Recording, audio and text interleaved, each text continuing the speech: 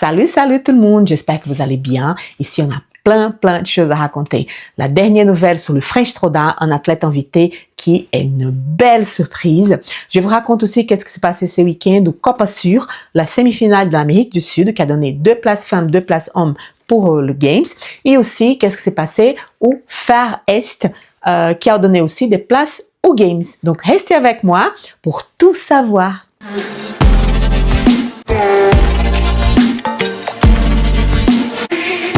Pour commencer, on a une nouvelle incroyable hier, un athlète qui est invité pour le French Throwdown et qui va venir. Je vous parle de le champion de CrossFit Games l'année dernière, Jason Hoppe. Il a annoncé sur son compte, sa chaîne vidéo, The Boys Interrupt, il parlait avec Josie Meder, il parlait aussi avec Dallin Pep.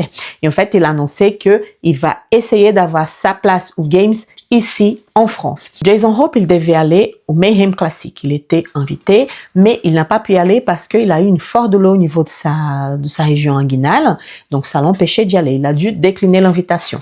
Il est inscrit pour le Syndicate Crown qui va se passer à la fin du mois, mais il a expliqué dans sa chaîne YouTube que il aura ça, le Syndicate Crown, et les semi-finales pour essayer d'avoir sa chance au game. Le problème, c'est qu'il a dit qu'il ne voulait pas dépendre que d'une semi-finale. Il voulait faire au moins 2 parce que c'est quand même un enjeu très important pour lui. Et les semi-finales online, elles se passent au mois de juin. Donc, il a dit, c'est trop tard, je peux pas attendre tout ça. Donc, il a accepté l'invitation du French.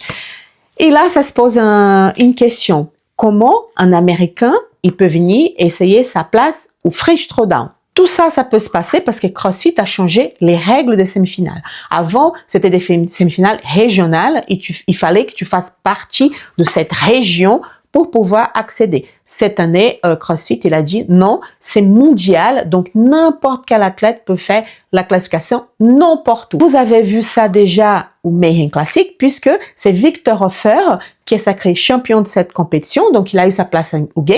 Donc c'était un Français qui était dans une compétition américaine. Amérique du Nord, parce que c'était pour, normalement, le Mayhem, c'était pour les Américains, il est Canadien, il est Mexicain. Et donc, du coup, dans cette compétition de le Mayhem, il y a 2 Européens qui ont réussi à avoir sa place aux Games, Victor Hofer et Luz Kemp. Je parle pas de Roman Kalashnikov, qui est russe, mais qui est quand même affilié aux États-Unis, il représente les États-Unis. Donc, c'est ça. Et ça se passe la même chose partout. C'est pour ça que Jason Hoppe, il peut venir en France pour essayer sa place ici. Il y a aussi un autre étranger qui va venir, un Brésilien, Victor Loff, qui va venir aussi essayer de prendre sa place aux Games dans cette compétition. Dans la vidéo, Hoppe, les garçons, comme d'habitude, ils font n'importe quoi, ils rigolent de tout, spécialement Don Pep. Et Hoppe, il dit qu'il a quand même peur d'être hué au moment qu'il va rentrer sur le fort parce que c'est quand même, il n'est pas européen. Je pense que ça va pas se passer comme ça du tout. On a eu un exemple récent dans ma région et il y a personne qui a hué l'athlète. Donc, je pense que pour Hoppe, ça va être pareil. J'ai parlé des semi-finales régionales et le week-end dernier, il a eu la semi-finale en Amérique du Sud, le Copa Sur, qui est une super compétition. Il y a une ambiance de fou. Au Brésil, on adore le CrossFit, on est très bruyant, on est très accueillant et c'est une fête, c'est une grande fête et c'est tellement vrai que le Copa Sur, c'est jusqu'à présent, c'est la semi-finale plus regardée sur YouTube. Il y a eu des milliers de vues. Et tous les ans, c'est comme ça. Le Brésil, c'est vraiment un pays qui adore le CrossFit et le CrossFit a une place très spéciale. Il y a eu beaucoup d'athlètes hors région qui sont venus, comme la Canadienne Annika Greer, Miley Wade, une Américaine, Jorge Fernandes, un Américain aussi, une équipe américaine de Mayhem. Donc, il y a eu plein de hors régions qui sont venus. Et chez les hommes, la bataille était, le week-end, tous les jours, il y avait un changement de première et deuxième place. Cette compétition, elle donnait 2 places hommes, 2 places femmes pour le CrossFit Games. Et en fait, on savait pas du tout qui allait chez les hommes jusqu'à la fin.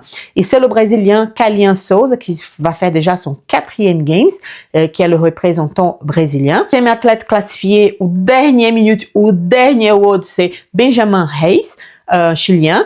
Et chez les femmes, la dispute était un peu acérée au premier jour, mais après, Annika Gree, elle a tout gagné. Elle était mais impressionnante, donc elle a garanti sa place aux Games. Et aussi, la jeune Miley Wade a garanti sa place. Cette fille, elle a 18 ans. L'année dernière, elle était championne au Teens, au CrossFit Teens.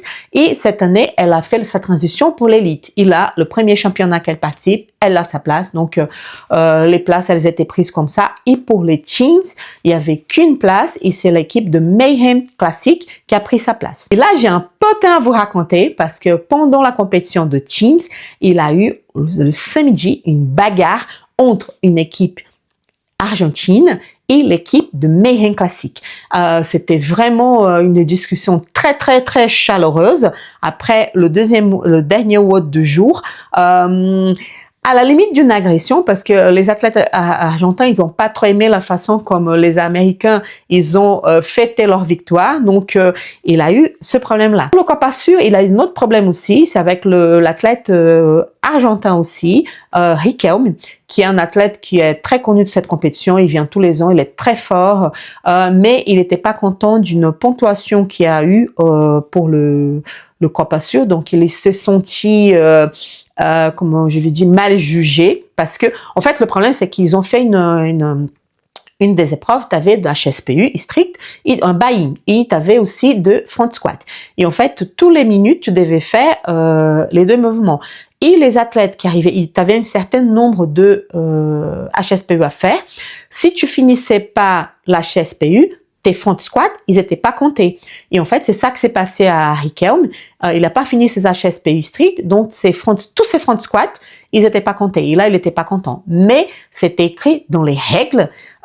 Donc, du coup, il n'avait pas quoi dire. C'est une règle qui était écrite depuis longtemps. Donc, mais là, il a annoncé que c'est son dernière année de Copa Sûr qu'il ne viendra plus jamais. À voir. Ce week-end aussi, s'est passé le Far Est, la compétition en Asie. Je vous cache pas que j'ai pas pu accompagner du tout. J'ai pas accompagné le Copa Sûr, j'ai accompagné le Copa Sûr juste par Instagram parce que si vous suivez un peu la chaîne, tous ces week-ends j'étais à Londres pour le World Fitness Project et j'ai pas pu voir du tout qu'est-ce qui s'est passé au Copa Sûr. Et surtout pas qu'est-ce qui s'est passé en Asie. La seule chose que je peux vous dire ici, c'est que encore une fois, c'est deux représentants hors région qui ont pris la place aux Games. Il y avait une place femme, une place homme. C'est Henrik Hapalan de la Finlande qui a réussi à avoir la place homme. Et l'athlète Siria Mer de la Albanie qui a réussi à prendre la place femme. Bientôt, il y aura aussi un autre athlète hors région qui va essayer sa place aux Games. Je vous parle de Josie Medeiros qui est déjà en Australie et qui va participer du Torian Pro. Bientôt aussi, au Syndicate Crown, il y aura un athlète brésilien qui va essayer d'avoir sa place aux Games. Je vous parle de Guilherme Malheiro, qui a pas fait le week-end dernier la semi-finale en Amérique du Sud, puisque il était à Londres pour le World Fitness Project. C'est un athlète qui a son contrat, c'est un athlète pro-card, donc il a fait l'option de faire la compétition à Londres à la place d'aller au Brésil. Et donc, du coup, il va essayer sa place aux Games en Amérique, aux États-Unis, au Syndicate Crown. Toutes ces histoires de places permises partout, en Amérique du Sud, ça a créé un énorme problème parce que il y a beaucoup de gens qui sont allés sur l'Instagram de la compétition pour être un peu méchants, pour dire que c'était pas juste, que c'est pas un athlète local qui va aux Games qui a pris cette place, mais c'est pas la faute des athlètes. Les athlètes, c'est leur boulot, c'est leur chance. Le Games, c'est la compétition la plus importante du calendrier du CrossFit, donc c'est normal qu'ils essayent de passer. Et s'il y a une chance de passer, bien sûr qu'ils vont essayer de l'avoir.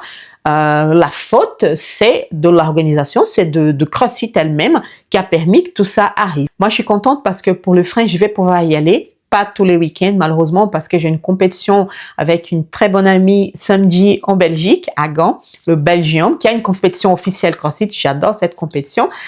Et c'est dommage, mais je peux pas y aller samedi, donc je vais au French le dimanche. Il y aura 3 workouts, donc je vais essayer de tout passer ici dans la chaîne et faire une petite récap à la fin de la journée et aussi de montrer tout ça sur Instagram. Si vous n'êtes pas abonné encore, allez vous abonner sur le point CrossFit dans l'Instagram. Là, là-bas, je passe plein de choses, je donne plein d'informations. Et par exemple, pour le World Fitness Purge, j'ai mis plein de stories, tout ce que je voyais là-bas, j'ai partagé avec vous. Donc, ne ratez pas cette occasion d'être informé de tout ce qui se passe dans le monde CrossFit. Je vous dis merci beaucoup et à bientôt pour les prochaines nouvelles de cette partie pétillante de l'année, la classification pour le CrossFit Games. À bientôt. Bye bye.